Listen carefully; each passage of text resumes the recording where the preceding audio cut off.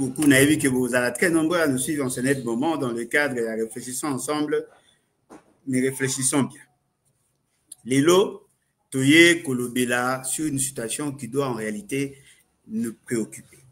Toye Kolobela sur la gestion à finances publiques, mais surtout sur ces phénomènes. Il y a des détournements de fonds liés à Makambo et Tali, Makambo ya guerre. Boyokaki, Mikolo et Outi Koleka, Odep, Balobelaki, Makambo ya Fonarev, ce fonds qui a été créé.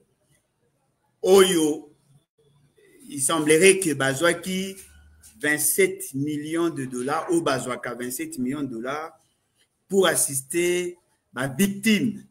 Il y a guerre, ma victime à violence sexuelle, ma victime, il y a oignon so bazako kima bitumba na mboka na biso. Na lingito le belayango parce que il a moko ya ba souci nanga. Et je suppose que tous allez ebele biso ba oyo, tous allez ko se plaindre par rapport à cette question.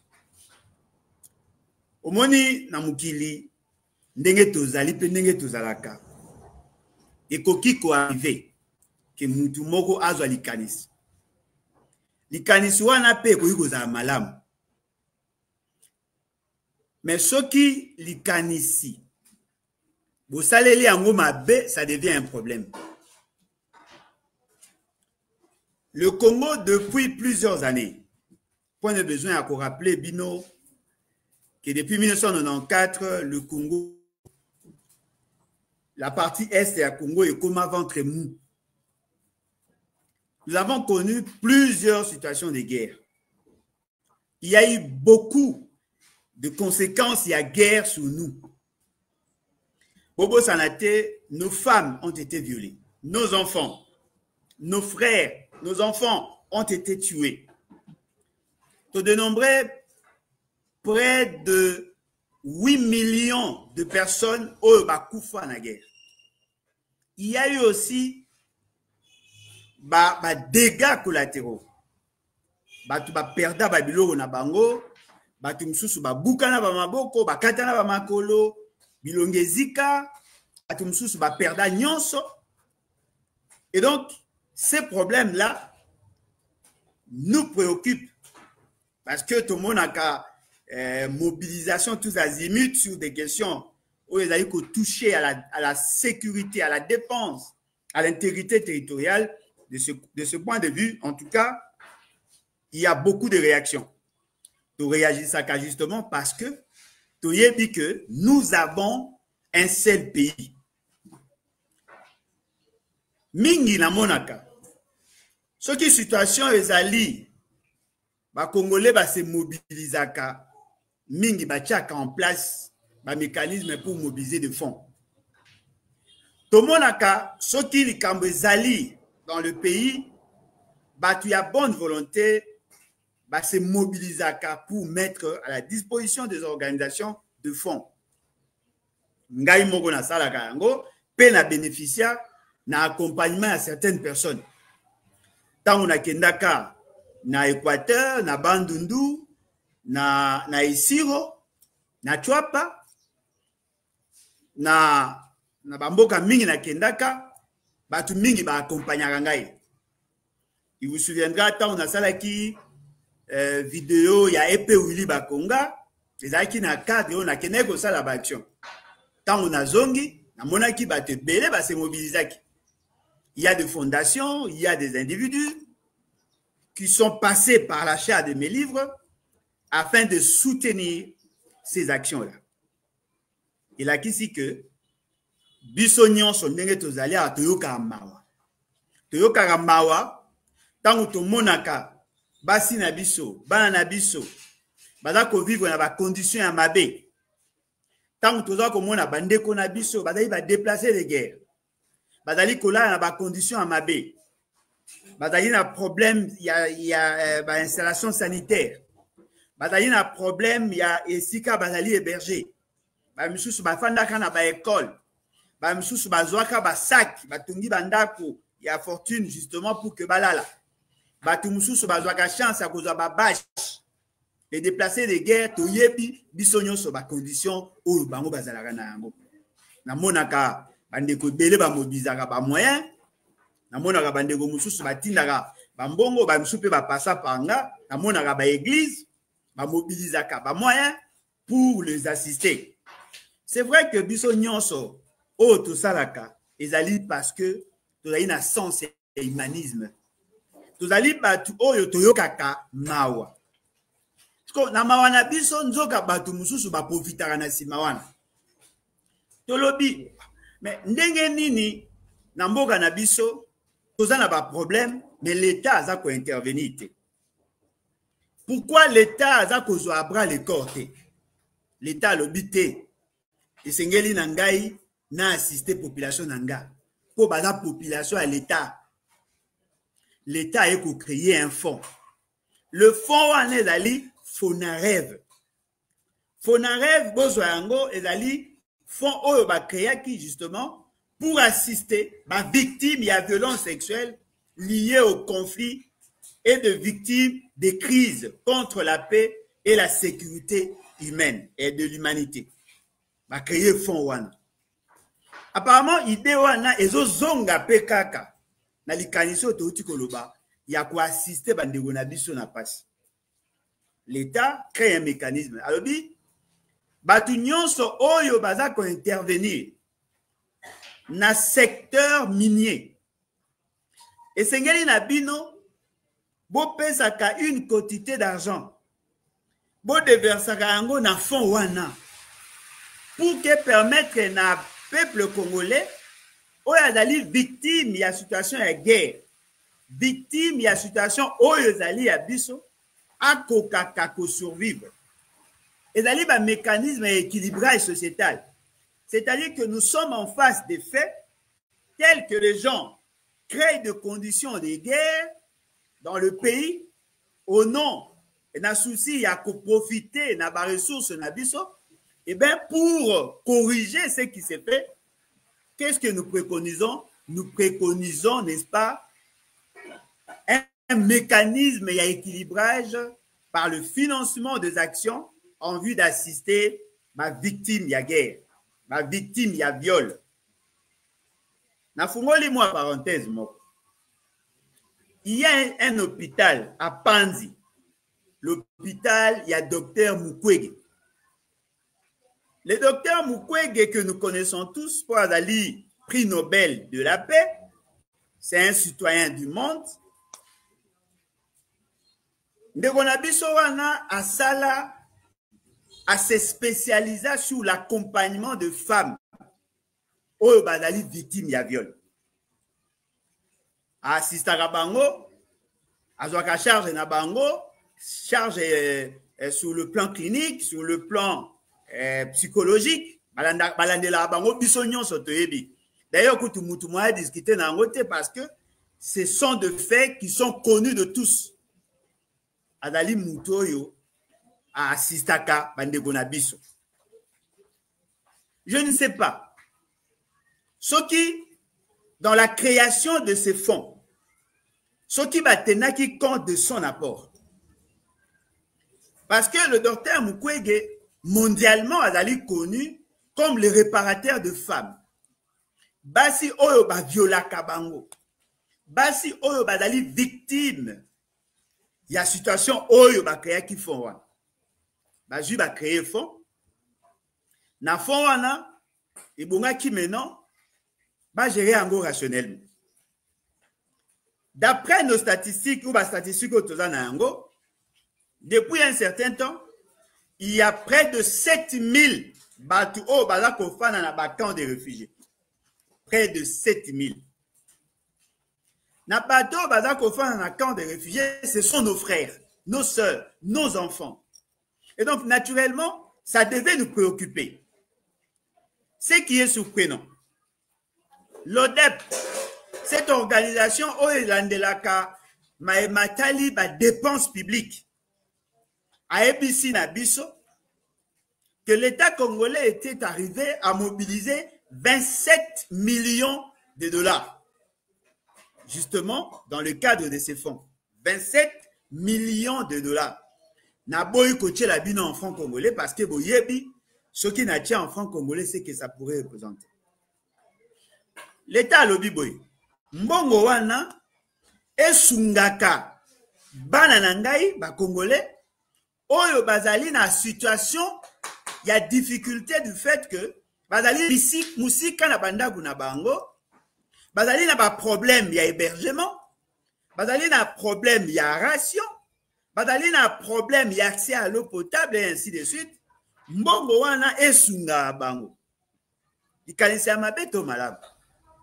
Je pense que batu nyonso baza kolanda bakoloba ezali likanisi ya malamu. Oyo amoni ke likanisi wana eza mabe na kosenga na ye atia yango na commentaire. Est-ce que likanisi ya komobilize mbongo pona kosunga bandeko na biso oyo baza na problème oyo bakimi bitumba oyo batiki bandaku na bango batiki bilanga na bango batiki ba activité na bango par souci à survie bakimi babatami quelque part. Mais l'État congolais a une dingisa ya ko créer fonds pour mobiliser le moyen afin de les assister. Je pense que ezali likambo ya malamu. Na moni ndeko moko déjà à réagir à moni ke ezali malamu. Mais boyoka siko aventure. En réalité, l'intention n'était pas de résoudre le problème des déplacés.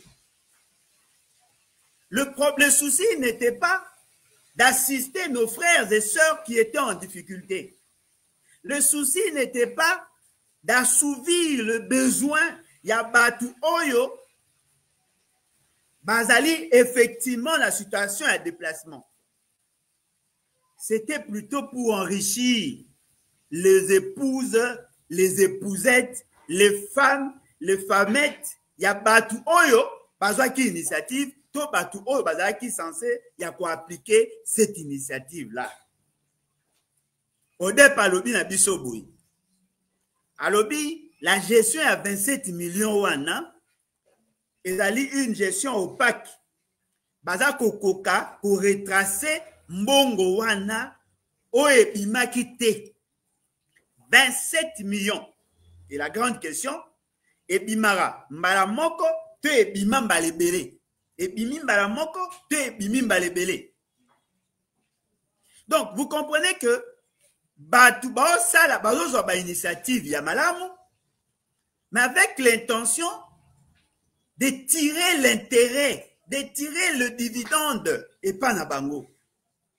Mutu andimi a créé fonds, batu bandimi ba créé fonds pour que l'opinion amona bango bazali batu malamu, mais alors qu'en réalité basala qui font wana te pour résoudre le problème au babimi si liboso, mais c'était plutôt pour résoudre leurs propres problèmes.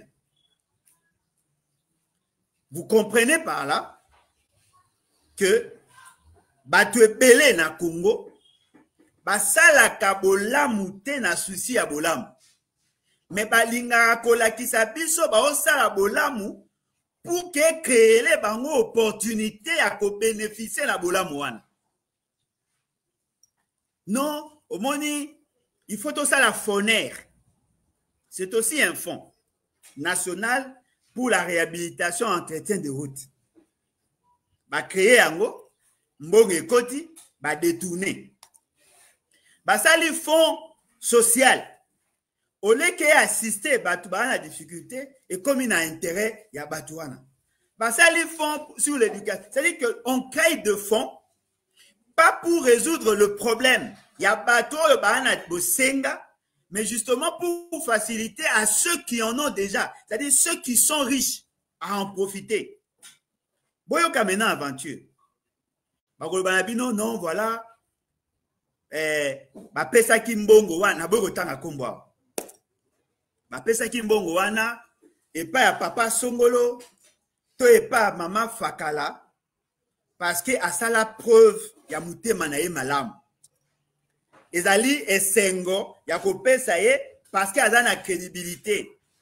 Aza maman moko to papa moko asa la preuve na ye. Mais je viens de vous citer ici le docteur Mukwege. Ce papa a fait montre ya bonne foi na ye. à s'engager dans ces combats, il y a quoi assister ma femme violée. À défendre la cause, il y a ma victime, il y a guerre. C'est connu de tout le monde. Le monde entier a ébiqué. Papa Wana a se spécialisé sur cette question-là. Alors dites-moi, pourquoi lui n'est-il pas cité dans la malversation de ces 27 millions?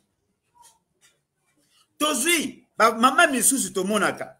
ONG, fondation, bazali ebele oyo basalaka activité wana.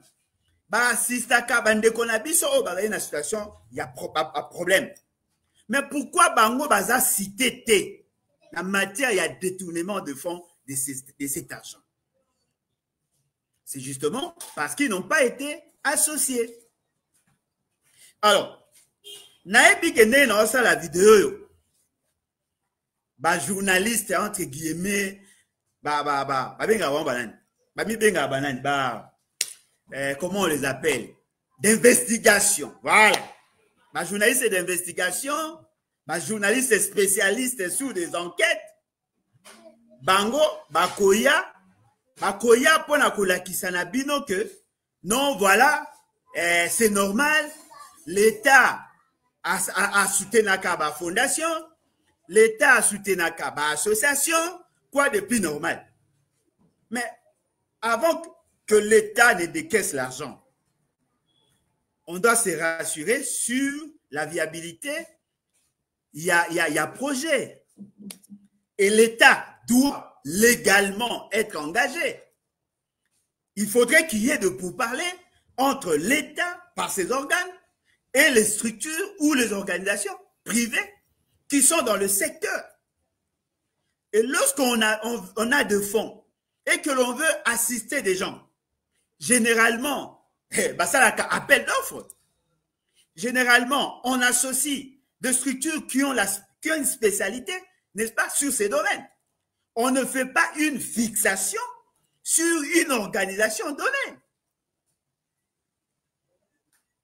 Tu vois, Boye Bisanga, Tobeta Masolo ya mbongo ya mututi. Tobeta Masolo ya mbongo ya famille. Tobeta Masolo ya mbongo ya l'État. L'État, d'après la source totanga kiawa, babimisi 27 millions de dollars. Pour na kosunga, d'abord, bateau baza ba déplacer des guerres au ba ofana ba place ya bandako ya mabe. D'après les données totango, c'est dans les 7000. Nous avons 7000 déplacés. Si nous donnons à chaque ménage, il y a des déplacés, prenons le cas de 7000, prenons en moyenne 1000 ménages, ou sinon 2500 ménages. Si on s'est décidé de donner à chaque ménage 1000 $, j'insiste, 1000 $ à chaque ménage, ça nous ferait 2 500 000 $. Si on donnait à chaque ménage 1000 $, ça nous ferait 2 500 000 $. Mais ici, nous parlons de 27 millions. C'est-à-dire que Mbongoana a 27 millions, et Zalaki et Kokaki pour assouvir plusieurs besoins. Mais c'est là aussi, aller aider à cette contrée où Yamba qui va déplacer. Pas la capable de mettre en place 2 infrastructures à même de prendre en charge, pas seulement pour ces cas, mais Nabaka ou Koyasima, les déplacés de guerre ou tout autre déplacé. Bomonaka, na mikolo eleki, tango tozwaki kaya nani Niragongo. Tomonaki, balave et bomaki et tumbaki bandako, il y a eu même de morts. La solidarité, et c'est là que Batouba réagir. Il y a un jeune frère à nous, l'un de nos fils, de nos enfants. Innonce B, comment Innonce B, un musicien. Ce monsieur, par sa volonté, et au regard, il y a un appui naïe, a tongaka bandaku en faveur des déplacés. Nazo ingana bo megana ko imaginer. D'après vous, il aurait dépensé combien? Bien que Zaki banda komboa, et d'ailleurs l'essentiel ya zone non les amis banda komboa, a tongelaki ba déplacé, il y a catastrophe ou un naturel, a tongelaki bango banda. Tout le monde en gonyoso. Bien que le gouvernement va aventurier et ça là qui va aventure nango ko tonga banda ko mpepe mema ngo ekenda, mais ces jeunes monsieur a tonga ki banda ko en faveur de nos concitoyens vivant dans la partie est. Alors, supposons alors que l'État s'était engagé de ya ko tonga ba entrepôt, ko tonga ba hangar, ko tonga ba appartement. C'est-à-dire que si l'État s'était engagé de construire des maisons pour abriter Batunion sur Bazaki déplacé, même si on n'aurait pas utilisé les ciments et ainsi de suite. D'ailleurs, je tiens à vous rappeler, cette zone-là, ma bangue est engagée. Ma bangue est partout. C'est-à-dire, ils avaient la possibilité, n'est-ce pas, il y a Kotonga Bandaku en faveur ya Batouana. Pour que balonga na bandako bafanda ya ba matiti, bandako ya ba bash, ba koma ya bandako moko. C'est vrai que bon c'est la bongo chambre salon te, mais du moins pas dans les sika moko baza protégé et c'est en dur. En ces moments-là, même les bandits, le voyou, dans la difficulté, on peut créer un cadre pour que Batona bazar. Pour permettre la bango bazar la peine à école pour que bana bazar n'arrête ya programme te. Pour créer un mécanisme pour que bazar na biloko oliati. Voilà, ndeko mora lobby Innonce B a dépensé qui $60 000. Voilà. Et donc, vous comprenez que l'État a eu entre ses mains 27 millions de dollars. Basali semblait à Kolakisa que ba na souci à la population. Mais bon tu n'angani, balié ni ibi. Balié mbongo ezaki destiné na bateau ba na passe. Na otanga komba mutute. Po na boy na pesa opportunité na ba journaliste d'investigation. Baba na koluka ko sala ba enquête. Ba yeba soki Alain Bolojo alobaki. Et d'ailleurs cette fois-ci soko lingo ya na bureau nanga cette fois-ci il faut fouta na ba nyongo zaki na ngoli boso. Boye bisangai. Bolingo peuple a ko zela na ba politicien miyibi et ko se manifester quand. Parce que ba oyiba mbongo destiné à l'armée pour que tout ça la guerre. Ba oyiba mbongo ya ba déplacer de guerre. Bazo yiba mbongo ya ba blessé de guerre. C'est-à-dire que tous ceux qui sont victimes de la guerre, bazali pe victime de la mauvaise gouvernance. Non seulement que l'État est dans l'incapacité de protéger les bateaux bazalaki na mboka na bango na territoire, même quand ils se déplacent, bazako kima pona ko batama bitumba, même kuna baga victime.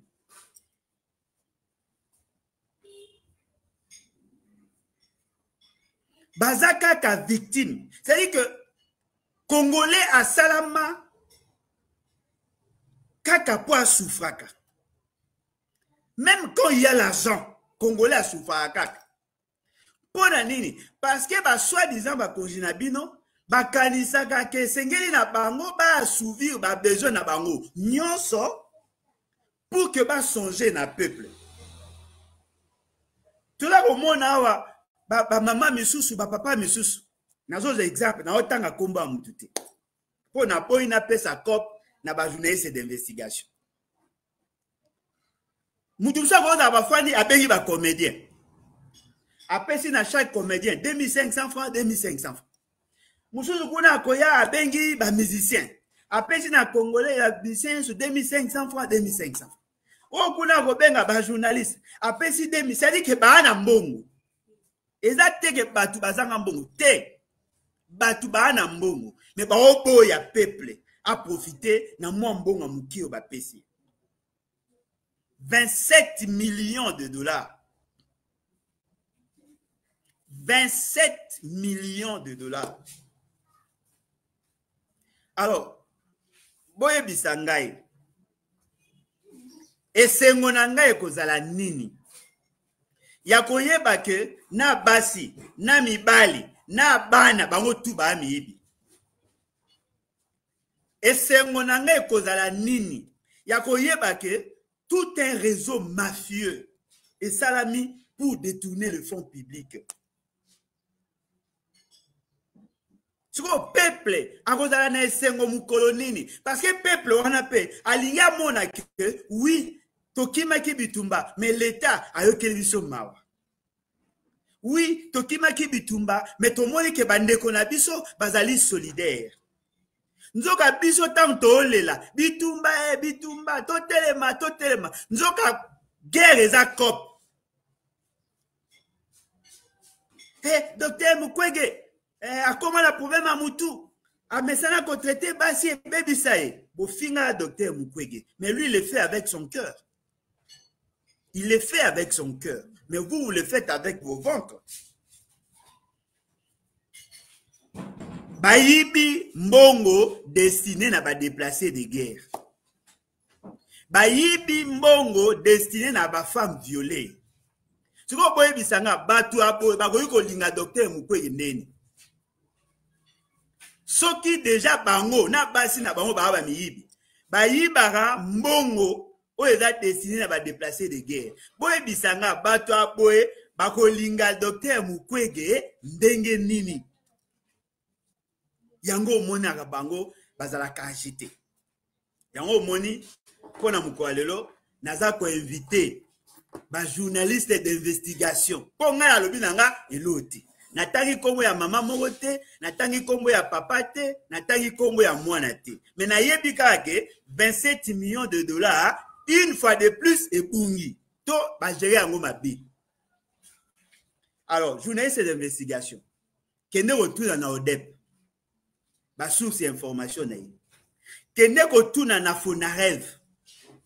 Mbongo bazwaki basai na ngoni. Soki batangi kombo ya papa, to batangi kombo ya mama, to batangi kombo ya mwana moko songolo. Bo kende retourna mama wana ou papa wana, bo sala biso rapport. Bo ebisa biso oui.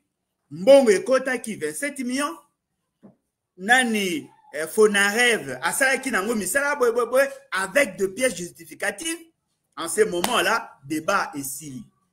Soki balobi, oh papa morobo mutazwaki, to mama leki moroboy, to fondation ou association moroboy, bo kende ko enquêter. Quand est-ce que l'État s'était engagé pour leur donner le droit de gérer cet argent?